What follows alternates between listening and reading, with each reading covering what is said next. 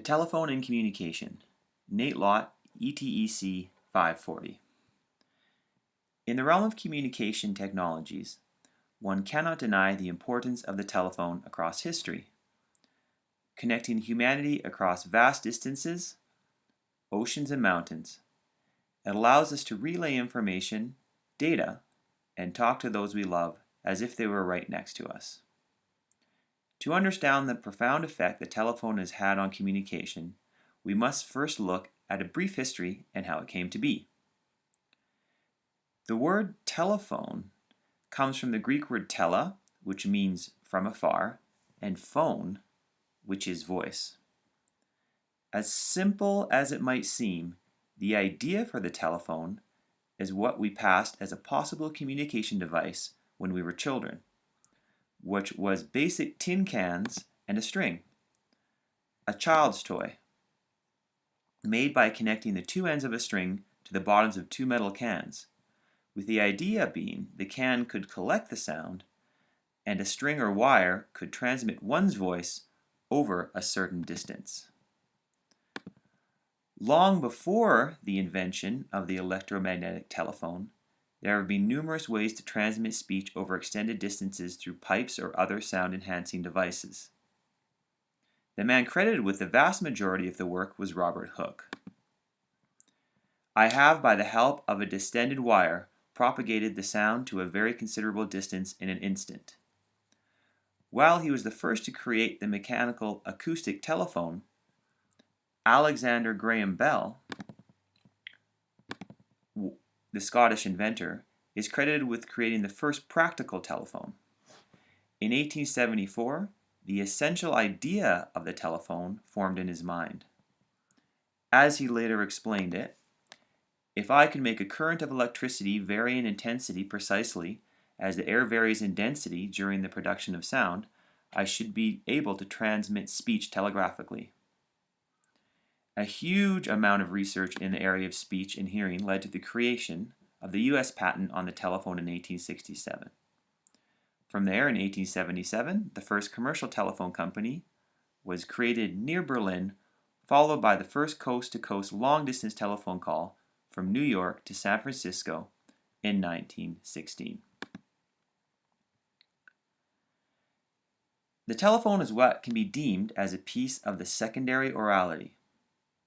Ong speaks on the fact that the telephone has ushered in the age of the secondary orality.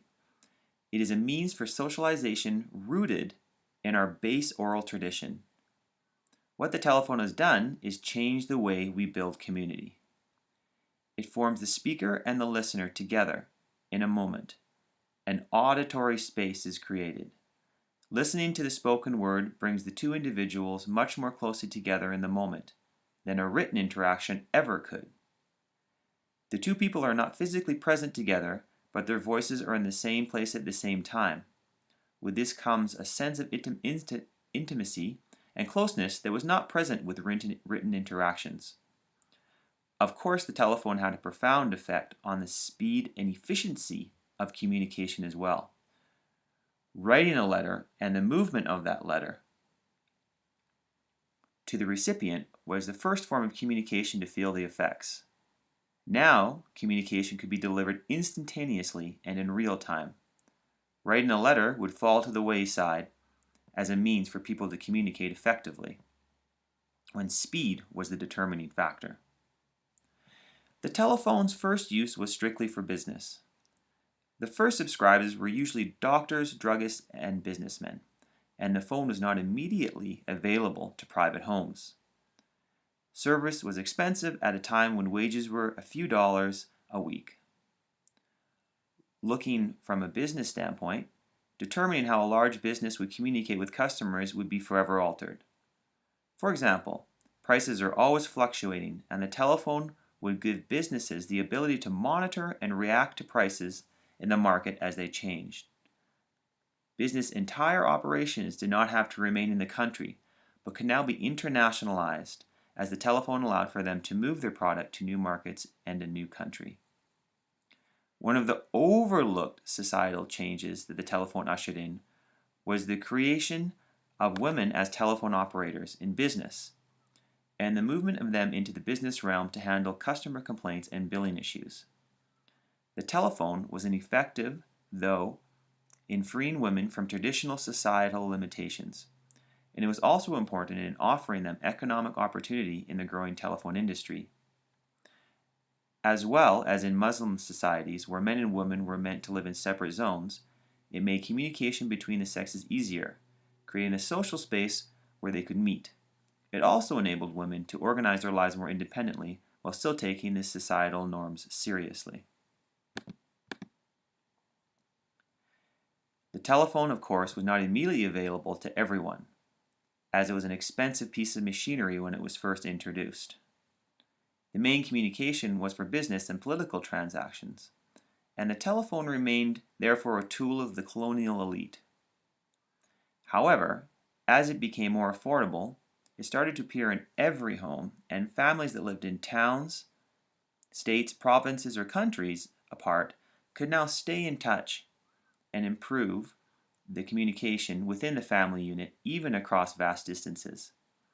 It allowed for families to be in two places at the same time, improving interconnectedness in a family unit. Contributions to the formation of mass media. One can see few greater contributions to the growth of the media than the telephone, where the speed and time that information travels is of the utmost importance. The telephone has been a central player in the growth of mass media. When a breaking story occurs, of course, that information can be immediately relayed to the media via telephone and the journalist dispatched to the affected area. This, in turn, increases our access into news information and current events.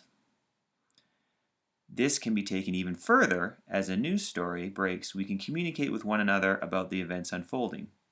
As Innes states, as communication improves, there is a shift in perspective and concern from local and regional units to national and international ones. Media can report on issues that lie far outside our immediate locals, and that information can be communicated back instantly, giving us a more global perspective on events and a broader understanding of the changing world around us. The dark side. So far, we have looked at the telephone and the conveniences it brings along with enhancements it delivers when it comes to speed and efficiency of communication. Yet, there remains a flip side to this technology that we have not discussed. As Postman states, every technology is both a burden and a blessing, not either or, but this and that.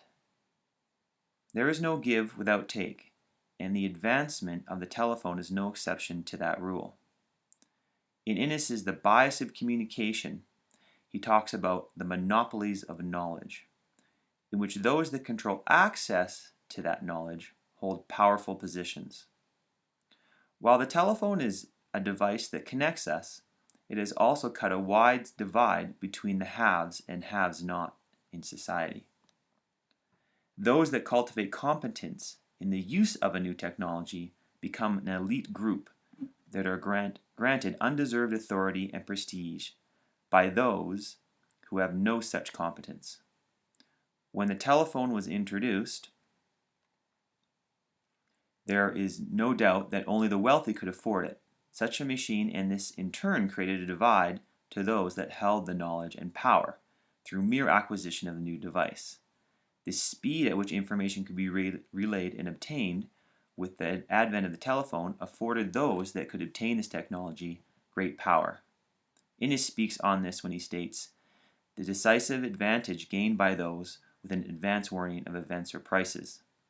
This is true in the outcome of a war, where one could tell where the enemy was approaching from, and the position is instantly communicated, resulting in a higher death toll.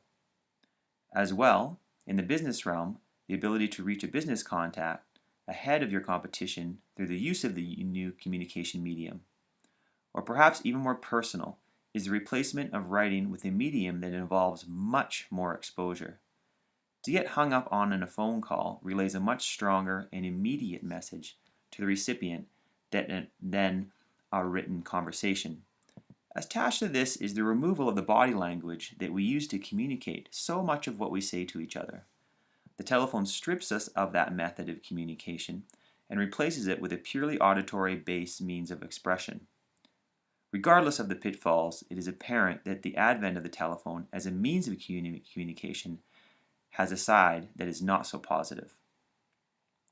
Through this presentation, we have looked at a brief history of the telephone, how it has changed society, and its darker side. There is no denying that the telephone has changed the way we communicate and forever altered the societal structure of our world around us. It has created advancement and caused fear and anxiety.